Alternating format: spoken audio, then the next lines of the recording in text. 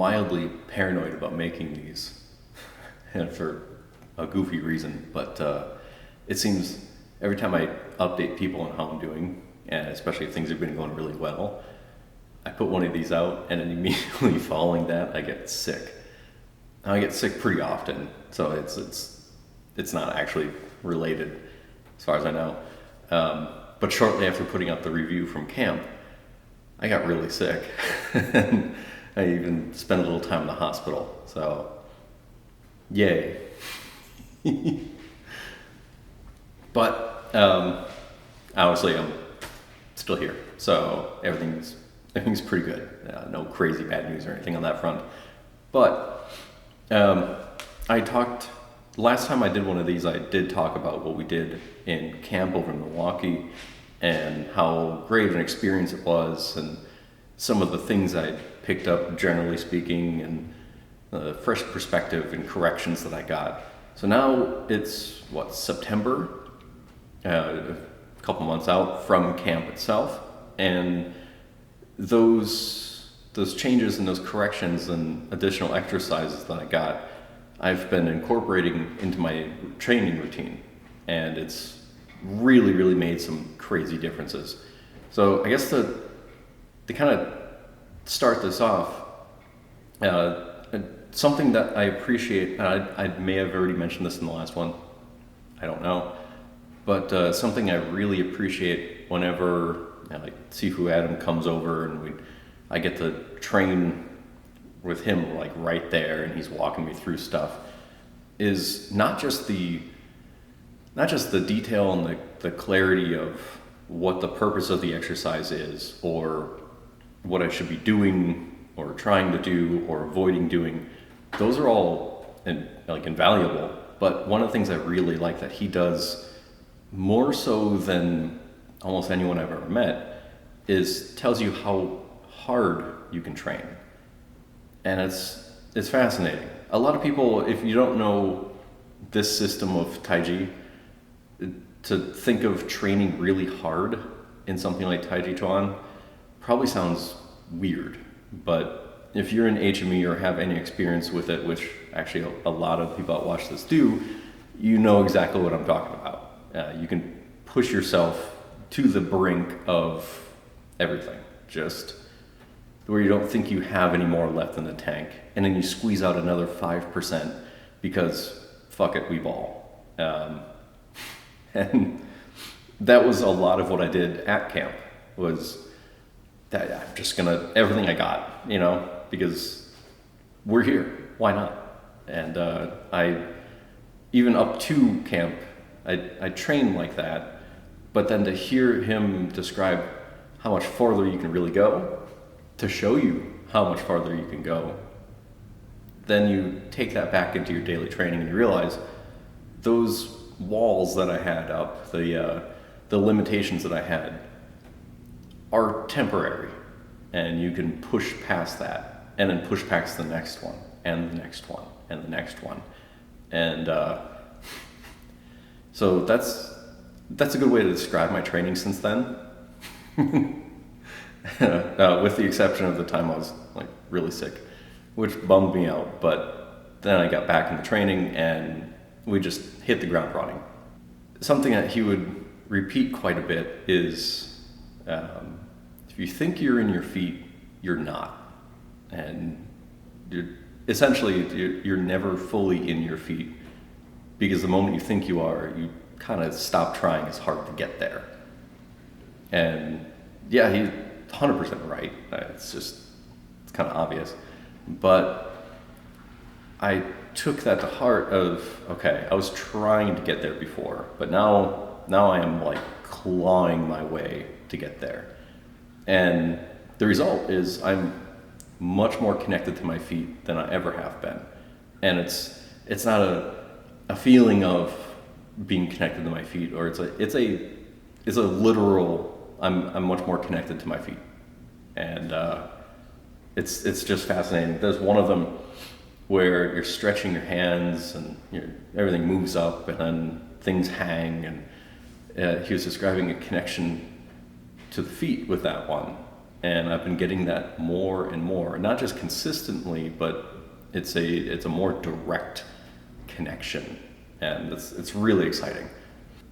Because of that, and because of a few other things, things have been opening up a lot more since I've been going a lot harder, and it's just a better understanding of what I'm doing, why I'm doing it. That clarity has led to tangible changes in everything. Skeletal alignment, perspective on training, like just everything. Everything's a lot more clear. So better connection down to the feet led to some things changing in my low back, like the sacrum area. Led to things changing in the quad, the front little pockets of the hips, the waistline, and that led to changes in the middle and upper back. Everything in the abdomen led to things changing more with the ribs, and then I'll get the shoulders in a second. And I don't know if I've said this in the last few, I guess I probably should, but as a general PSA, these are my thoughts and opinions on what this training is doing for me personally. Please don't take this as a roadmap of what you should experience in your training, because we're different. Yeah, this is just me spewing my stuff. There's going to be some things that are objective, some things that are subjective. So take it as it is, for what it is, which is I'm coming at this from a different martial art background and just diving headfirst into this HME Taiji system. Here's what I'm experiencing. So with all that stuff being said, things have shifted. Some of my bones have shifted. A good example is my sacrum shifted over a decent amount, I believe more towards the left, which has undone a few habits that I've had, and it's woken up a lot more awareness in that area when I'm doing certain stretches, and that's also led to me being a lot more aware of my quad. That was another thing that I had gotten from this camp, was that while I can release my quad like a tiny bit, and it's technically functioning, long ass way to go with that thing. Both sides. Mostly my right, in my opinion, is what I'm gathering here. But I'm noticing it a lot more in everyday things. I'm noticing a lot more in some of the basic or the fundamental stretches that seem so easy and so basic that it's easy to overlook them and how important and how much there really is to them. There's one with like the knee circles, and since camp I've been finding myself doing those a lot more often with a lot more depth in what's happening, and just digging in and feeling all the things that are moving and stretching and shifting has done a lot for that. And when it gets to like the waist circles, as I'm doing those, I'm now able to create this nice generally equal stretch, but it doesn't, there's no dead spots anymore. There's no spots where I'm kind of blind to the stretch or the connection to the tissues. It's all there. And I can feel my quad as that happens. I can feel things drop down when that happens. And that's led to me then being able to release things above that. Because what I'm finding is as things lower become more released, they become more structurally stable, they become more confident where they are. Things above that now have a little bit more confidence that the thing underneath it will hold them up, and that release can happen a little bit easier. And so, again, somebody might be listening to this and be like, well, that's actually completely backwards and you're doing that wrong. Yeah, I've done that a lot. So, but things up top have been letting go in such a way that I had a waistline separate from my hips before, and I could use my waistline to turn, and I could use my waistline to guide things. It was pretty subtle, but it was there. It's not very subtle anymore. I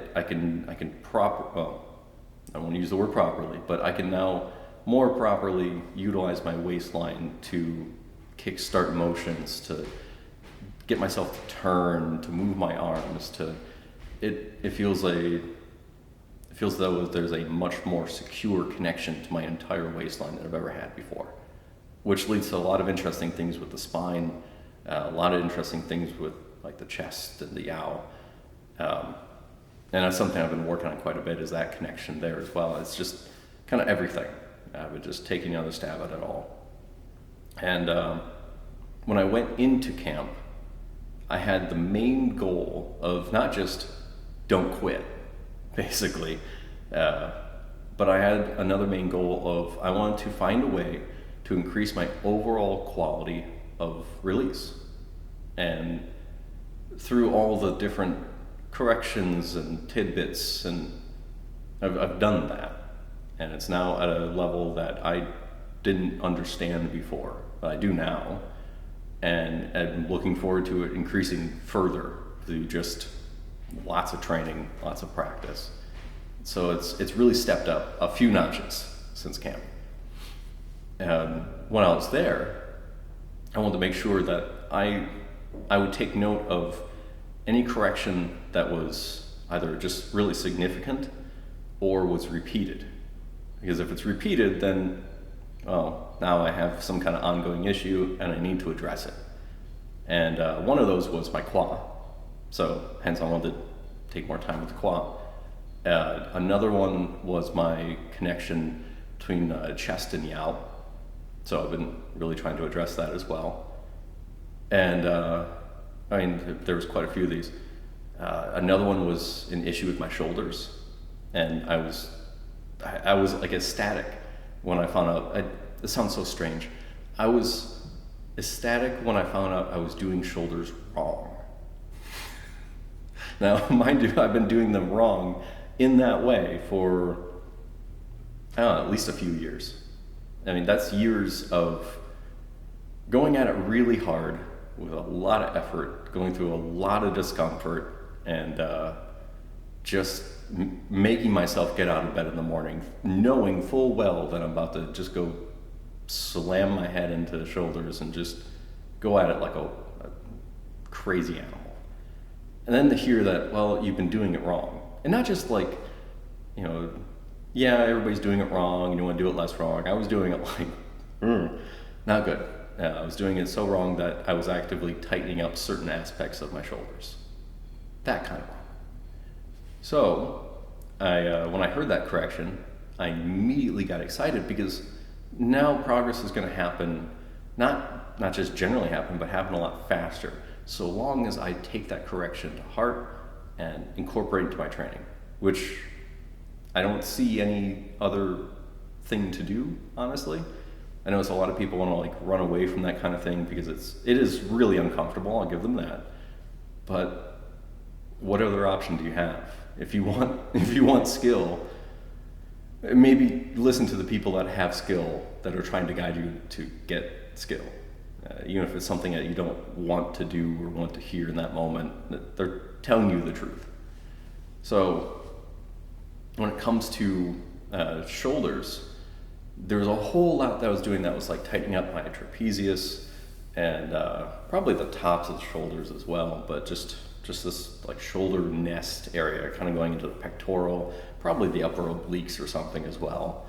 And I've since just cold turkey just stopped doing that mistake as much as possible. And since camp, that was what, mid to late July or something, just since then, the difference is night and day. My shoulders are at a spot that they're way above where they were, essentially. I could feel my shoulder blades before, but now I can feel my shoulder blades. I couldn't feel my trapezius before. I couldn't feel up in the traps. And they got a long way to go. They're still pretty taut, pretty stiff, but they're not quite carved out of stone anymore. There's a little bit of give, and I can feel them. And depending on what I'm doing, I can start to let those go. And I can feel how that affects the rest of the shoulder. No longer do my shoulders always have to roll back for something to happen. They can just release. And it feels totally different. It does. And I can feel a lot of the mistakes that I was making and how it now interrupted a lot of the connection I have out to my arms and hands. So in a way, it felt like going back to the drawing board, and in a way, it felt as though I was just kind of throwing everything I did before away. It kind of felt like that for a hot second, and then I realized that's stupid and it doesn't matter. Oh well. So I'm just taking a fresh approach to all of those, which means that I'm not going quite as long in a lot of the shoulder exercises as I was before. I'm still going decently long, just not as long. I'm taking it as less of a marathon and more of a sprint. And I'm pushing myself to hit that absolute peak, critical failure. Everything is just shutting down. The lights are turning off. Just as far as I can possibly take it every single time.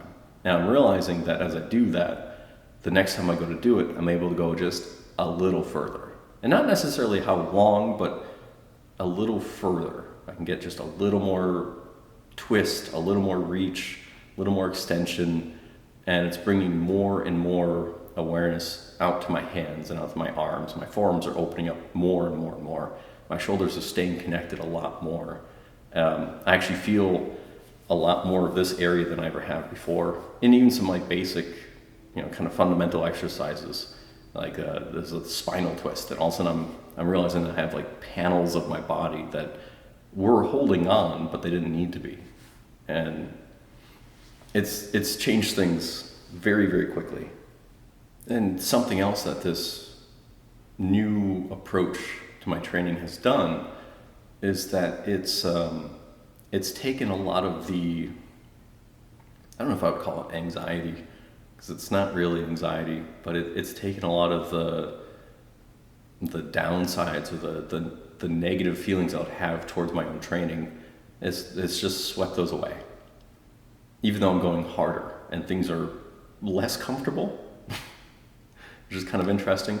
So like I said, I used to wake up and knowing that after a cup of coffee and just a little bit of time to chill, that I was going to be I got to start training. This is my time to start, and we're going to be at it until essentially noon hits, and it's going to hurt, and it's going to be uncomfortable, and yada, yada, yada, but I'm going to feel great through parts of it. I'm going to feel really great afterwards, and I'm going to progress even just a little bit. I don't really have that, at least at the moment, and I haven't since camp really. It's been an exciting thing to think of, I get to train this morning. It's totally turned that around. There are always parts of me that were excited for things before, but now there's not really an exercise that I'm not excited to do. Even the really pretty gruesome ones, like crucifix and yin yang palm and all these things. I look forward to doing those, and I found myself doing them more often throughout the day, and just kind of see how far I can take that, because it feels good. I'm now more aware of what I'm not using, what I'm using, why I'm using it, and it's gone from an exercise that has bits of a stretch to it to I'm being pulled apart. And yeah, that's less comfortable, just like it sounds. But it's also really nice. That pulling sensation, the stretching everything open, it's stretching things into the ribs, and it's really opening me up in some new and interesting ways. So all I have to say, a lot's been happening. And been doing some more two-person things, and little bits of push, or testing out individual little things on other people and my training partner and even my wife. And it's not a gauge of am I doing it right, but it's a gauge of can I make this one thing happen, keep my attention where it needs to be, and can I still do this thing? And so kind of testing more than anything else. And yeah, it's been working really, really well. I no longer have to wait for the other person to go oh yeah, there it is. I can feel that, or ooh, that thing's happening. I can tell. I can just get hands-on and I can go, there it is. And I'm spot on because I'm much more aware of that connection and I can make it happen consistently. Coming up, we have it's a short workshop by Curtis in Milwaukee. This will be the first time that I've been able to make 2 HME events in a single year. And it's just gonna be great because oftentimes I'll get that one in-person experience a year and I'll take those corrections and all the things to work on and I'll just drive those into my training for essentially a whole year and then go back for more corrections and updates and things to work towards and drive those through. And this feels like I got a bunch of those corrections. I got a bunch more clarity. I found out how I can push myself. And while that iron's hot, we're going to strike again. And it's just going to be, it's probably going to be icing on the cake. It's probably going to be that nice extra bit of clarity, extra little bits of detail, more in-person work, more, and I'm just thoroughly excited. So before I wrap this one up, thank you very much for anyone that watches these. Thank you very much to my Patreon supporters. You guys have been great. For anyone that's on the Patreon, there are some little chat room conversations I have going about anything from like future content to like interview questions and things like that. And so by all means, pop in, say hi, answer some questions, or just let me know what you're thinking. So I also do have a Taiji Chuan community over on X, and feel free to follow me on X, even though I don't post all that often, and a lot of things I post are not necessarily martial art related, but if you want to see me being a goofball over there and poking and prodding some bees nests, by all means, pop on over. If any of you are planning on being at Curtis's workshop over in Milwaukee, I look very much forward to seeing you there. And it's going to be good to train with you guys. See you guys in the next one.